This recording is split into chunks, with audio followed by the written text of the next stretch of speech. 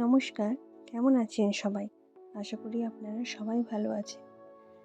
যেহেতু ঠাকুর ঘরটা নতুন করে করা হলো, তাই অনেক দিনের ইচ্ছে ছিল বাড়িতে একটা পুজো করব।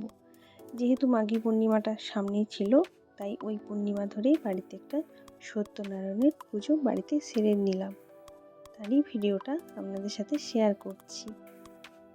দেবায় ঋষিকে পতয়ে নমো নমঃ নমঃ ত্বং সগুণং দ্বিগুণং।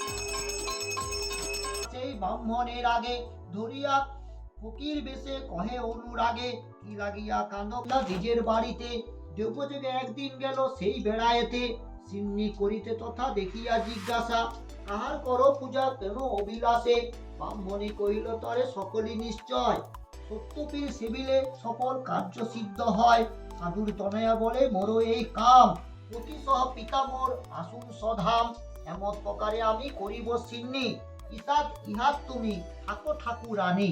এতে বলিয়া গেল আপনার ঘর দয়ালু হইল পীর